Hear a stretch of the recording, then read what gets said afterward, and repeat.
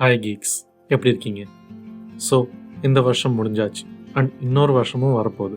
நம்ம எல்லாருக்கும் தெரியும் நியூ இயர்ன்றது ஒரு மேடப் ஈவெண்ட். எதுக்குன்னா தமிழ் புத்தாண்டு ஒரு நாள் இருக்கும், சைனீஸ் நியூ இயர் இன்னொரு நாள் இருக்கும். ஸோ நியூ இயர்ன்ற கான்செப்ட் ஒரு மேடப் ஈவெண்ட். இங்கே நம்ம தெரிஞ்சிக்க வேண்டிய விஷயம் ஒன்று இருக்குது. அது என்னென்னா everyday is a new year.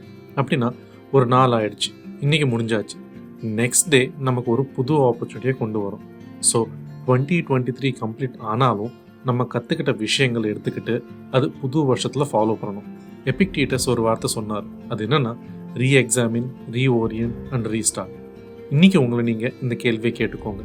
2023ல் நீங்கள் செஞ்ச தவறுகளை, நீங்கள் கற்றுக்கிட்ட விஷயங்களை ரீஎக்ஸாமின் பண்ணிக்கோங்க. எப்படி பண்ணால் இன்னும் பெட்டராக பண்ண முடியும்னு ரீஓரியன்ட் பண்ணிக்கோங்க. பிறகு இந்த முறை ரீஸ்டார்ட் பண்ணுங்கள். எனக்கு ஒரு 7 ஹேபிட்ஸை ரீஎக்ஸாமின் பண்ணிக்கணும்னு தோணுச்சு. அந்த ஹேபிட்ஸை நம்ம எல்லாரும் ஒரு வாட்டி செக் பண்ணிக்கிட்டா 2024 நம்ம வேஸ்ட் பண்ண மாட்டோம். நம்ம லைஃப்லேயே அது பெஸ்ட் இயராக மாறும். அண்ட் இந்த வீடியோக்காக நான் ரெஃபர் பண்ண ஒரு book 100 things successful people do. இந்த புக்கில் சக்ஸஸ்ஃபுல் பீப்புளுக்கு யூஸ் ஆன அந்த ஹேபிட்ஸை ரியல் லைஃப் எக்ஸாம்பிள்ஸோட எக்ஸ்பிளைன் பண்ண விதம் ரொம்ப நல்லா இருந்தது. ஸோ எப்பயாவது டைம் இருந்தால் கண்டிப்பாக இந்த புக்கை படிங்க. வீடியோக்குள்ளே போகிறதுக்கு முன்னாடி இது வரைக்கும் நீங்கள் நம்ம சேனலுக்கு சப்ஸ்கிரைப் பண்ணனா இப்போவே சப்ஸ்கிரைப் பண்ணிக்கோங்க. அண்ட் மறக்காமல் பக்கத்தில் இருக்கிற பெல் ஐக்கானை கிளிக் பண்ணிக்கோங்க. வீடியோ பிடிச்சிருந்தா லைக் பண்ணி ஷேர் பண்ணுங்கள். சரி, வாங்க வீடியோக்குள்ளே போகலாம். No what matters. பல முறை நம்ம செய்கிற தவறு என்னென்னா, நமக்கு சந்தோஷம், நல்ல ஆரோக்கியம் அண்ட் நாலேஜ், இந்த மூணுத்தையும் கொடுக்குற விஷயங்களை பற்றி தெரிஞ்சிக்காமல் போய்கிட்டு இருக்கோம். அண்டு தெரிஞ்சாலும் அதை நம்ம ஃபாலோ பண்ண மாட்டேன்றோம். நமக்கு சந்தோஷத்தை கொடுக்குற விஷயங்களை பண்ணுறது, நம்ம அறிவை டெவலப் பண்ண ஹெல்ப் ஆகிறவங்களோட பேசுறது, நமக்கு நல்ல ஆரோக்கியத்தை கொடுக்குற ஹெல்த்தியான ஃபுட் சாப்பிட்றது, இந்த மூணும் நமக்கு தெரிஞ்சாலும் நம்ம ஃபாலோ பண்ணாமல் போகிறது அண்ட் அதனால ப்ராப்ளம்ஸை ஃபேஸ் பண்ணுறதுன்னு பண்ணிக்கிட்டு இருக்கோம். ஸோ நம்ம யோசிக்க வேண்டியது வாட் மேட்டர்ஸ், எது நமக்கு யூஸ் ஆகும், அது மேலே நம்ம ஃபோக்கஸ் பண்ணணும். தேவையில்லாத விஷயங்கள் மேலே கிடையாது. எனக்கு புக்ஸ் படிக்க போரிங்காக இருக்கும்னு நினச்சிங்கன்னா பாட்காஸ்ட்டை கேளுங்க. யோகா, எக்ஸசைஸ், வாக்கிங், எதுனாலும் சரி, நமக்கு எது யூஸ் ஆகுமோ அது மேலே ஃபோக்கஸ் பண்ணுங்கள். எல்லாரும் பார்த்துக்கிட்டு இருக்காங்க, நாமளும் பார்க்கலான்னு தேவையில்லாத விஷயங்களை பார்க்கறதுனால அதை அவங்களோட டிஸ்கஸ் பண்ண நல்லா இருக்குமே தவிர நமக்கு அது எந்த ஒரு விதத்துலையும் யூஸ் ஆகாது. So know what matters and do what matters. Next, you don't need approval.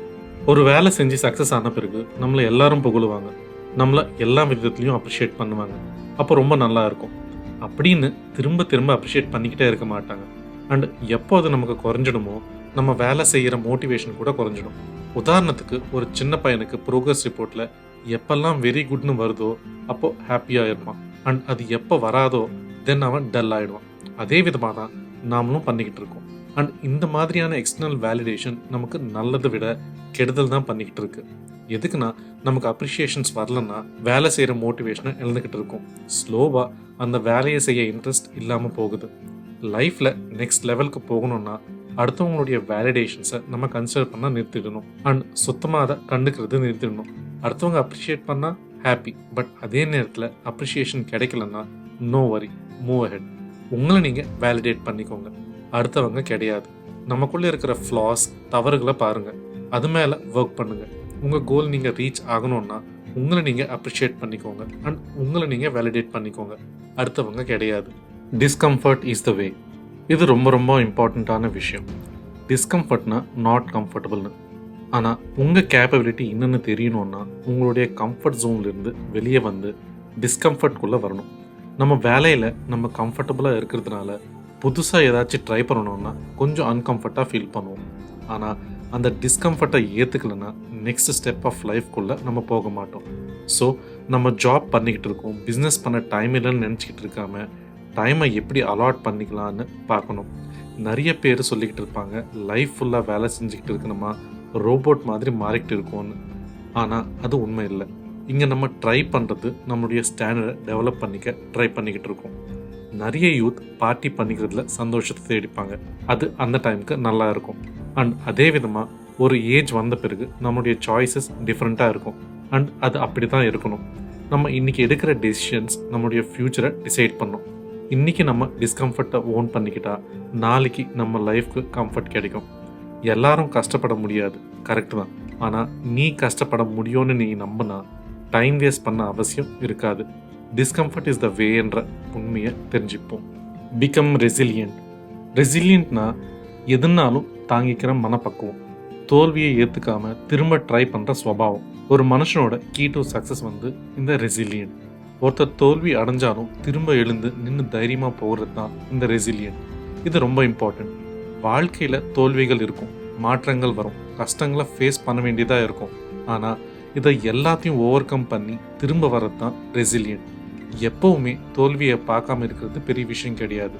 தோத்துட்டாலும் திரும்ப எழுந்து நிற்கிறது தான் பெரிய விஷயம். தோல்வியை பார்த்து ஃபீல் பண்ணுறதை விட எக்ஸ்பெரிமெண்ட் ஃபெயில் ஆச்சுன்னு நம்பின விஷயத்து மேலே திரும்ப கஷ்டப்படுறது தான் ரொம்ப முக்கியமான விஷயம். யாரும் நம்மளை எப்பவும் மோட்டிவேட் பண்ணிக்கிட்டே இருக்க மாட்டாங்க. நம்ம தான் தோல்விகளை ஃபேஸ் பண்ணிக்கிட்டு சக்ஸஸ் அச்சீவ் பண்ணணும். நமக்கு இந்த ரெசிலியன்ட் இருந்தால் கஷ்டங்களை கூட சேலஞ்ச் மாதிரி பார்க்க ஆரம்பிப்போம். So become resilient. You are responsible for your life. லைஃப்பில் நிறைய சேலஞ்சஸ் வரும், வந்துக்கிட்டே இருக்கும். ஆனால் நம்ம சக்ஸஸ் ஆகிறது நம்மளுடைய சேலஞ்சுக்கு ரெஸ்பான்சிபிலிட்டி எடுத்துக்கிட்ட பிறகு தான். நமக்கு யாரும் கூப்பிட்டு வேலையை கொடுக்க மாட்டாங்க. இதெல்லாம் நம்ம தான் பார்த்துக்கணும். ஒரு வேலை அடுத்தவங்க உங்களுக்கு அப்படி பண்ணுறாங்கன்னா உங்கள் வேலையை அவங்க செஞ்சுக்கிட்டு இருக்காங்கன்னு அர்த்தம். அண்ட் அது அப்படியே ஹேபிச்சுவேட் ஆச்சுன்னா அவங்க சொல்கிறது கேட்குறத விட நமக்கு வேறு வழி இல்லாமல் போகும். So play your own game. உங்கள் சக்ஸஸ் அண்ட் உங்கள் ஃபெயில்யூர் ரெண்டுத்துக்கு நீங்கள் ரெஸ்பான்சிபிலிட்டியை எடுத்துக்கோங்க. எல்லாத்துக்கும் புலம்பிக்கிட்டு இருக்காமல் பாசிட்டிவாக இருக்கணும்னு திங்க் பண்ணி உங்கள் கோல்ஸ்க்கு ரெஸ்பான்சிபிள் எடுத்துக்கிட்டு அதை நீங்கள் அச்சீவ் பண்ணுங்கள். Next, build your network. நிறைய பேர் சக்ஸஸ் ஆகுவாங்க, ஆனால் பல பேர் அதுக்கு பிறகு செய்கிற தவறு அது அவங்க மட்டும்தான் வச்சுக்கிட்டு அப்படியே இருந்துடுவாங்க. ஆனால் பல சக்ஸஸ்ஃபுல் பீப்புள் அந்த சக்ஸஸோட நெட்வொர்க்கை பில்ட் பண்ணிப்பாங்க. நம்ம இன்ட்ரோவர்ட்டாக இருக்கலாம், நம்ம அடுத்தவங்க கம்பெனியை அந்தளவுக்கு என்ஜாய் பண்ணாமல் போகலாம். ஆனால் நம்ம கோவொர்க்கர்ஸ் அண்ட் ஒர்க்குக்கு சம்மந்தப்பட்டவங்களோட அப்பப்போ கூட பேசலைன்னா செய்கிற ஒர்க்கோட டச் விட்டுடும். நம்ம எங்கே இருந்தாலும் நம்ம type of people and work தெரிஞ்சவங்களோட நெட்வொர்க் பில்ட் பண்ணிக்கணும். அந்த நெட்வொர்க் அப்படி பில்ட் ஆகையிலே நமக்கு சப்போர்ட் கூட இன்னும் இன்க்ரீஸ் ஆகும். அண்ட் அந்த சப்போர்ட் ஃப்யூச்சரில் நமக்கு ரொம்ப ஹெல்ப்ஃபுல்லாக இருக்கும். ஃபைனலாக, என்ஜாய் யுவர் ஜேர்னி. நம்ம கோல் என்னன்னு நமக்கு தெரிஞ்சுக்கிட்ட பிறகு லைஃப்பில் இதுதான் மெயின் கோல்னு நினச்சோம். ஆனால் ஒரு கோலை அச்சீவ் பண்ணவங்கள கேளுங்க, கோல் மட்டும் கிடையாது, அந்த ஜெர்னியை கூட இம்பார்ட்டன்ட்னு சொல்லுவாங்க. நம்மளுடைய க்ரோத்தை நம்ம பார்க்கணும் அண்ட் அதை நம்ம என்ஜாய் பண்ணணும். நம்ம புது புது விஷயங்களை கற்றுக்கும் போது ஒரு க்யூரியாசிட்டி இருக்கும் அண்ட் நம்ம அந்த க்யூரியாசிட்டியை டெவலப் பண்ணிக்கிட்டு போகணும். எல்லா வேலையிலையும் எல்லா ஜெர்னியும் ஒரு அட்வென்ச்சராக பார்க்கணும். பல பேர் மிடில் லைஃப்க்கு வரத்துக்குள்ள எய்ம்லெஸ் ஆகிடுவாங்க. அங்கிலிருந்து தான் அவங்க லைஃப்பில் க்யூரியாசிட்டி விட்டுடுவாங்க. சின்ன வயசுலேருந்து நமக்கு ஒரு சைக்கிள் இருக்குது. ஸ்கூல் போகணும், நல்லா படிக்கணும், 10th class, inter, engineering, job, marriage, பசங்க, இப்படி ஒரு ப்ரோக்ராம் பண்ண மாதிரி ஒரு சைக்கிளில் இருந்துக்கிட்டு இருக்கோம். ஆனால் ஒரு வாட்டி அந்த மிடில் லைஃப் வந்த பிறகு, சைக்கிள் முடிஞ்ச பிறகு வேற என்ன இருக்குன்னு நினைப்போம். நமக்கு சொல்கிறவங்க கூட நமக்கு அந்த டைமில் யாரும் இருக்க மாட்டாங்க. அப்போ தான் நம்ம தெரிஞ்சுக்கணும் நம்ம ஜேர்னி கண்டினியூ பண்ணணும்னு. நம்ம புது எய்மை வச்சுக்கிட்டு நம்மளை நம்ம அப்டேட் பண்ணிக்கணும். எல்லாரும் நம்மளை பார்க்கணுன்னு எந்த ஒரு உயரத்துக்கு போகக்கூடாது. முதல்ல நம்ம இந்த உலகத்தை பார்க்க உயரத்துக்கு போகணும். நம்ம இன்னைக்கு விட நாளைக்கு பெட்டர் பர்சனாக இருக்கணும். நம்ம மேலே நமக்கு நம்பிக்கையை வச்சு முன்னுக்கு போகணும் அண்ட் அந்த போகிற ஜெர்னியை நம்ம என்ஜாய் பண்ணணும். ஸோ ஃப்ரெண்ட்ஸ், இந்த 7 விஷயங்களை நம்ம ஃபாலோ பண்ணால் எந்த ஒரு வருஷமும் வேஸ்ட் ஆகாது. இந்த 7 விஷயங்களில் எந்த விஷயம் நீங்கள் ஃபாலோ பண்ணணும்னு நினைக்கிறீங்க கமெண்ட்ஸில் என்னோட ஷேர் பண்ணுங்கள். தேங்க்யூ ஃபார் வாட்சிங் அவர் வீடியோஸ். ஜெய்.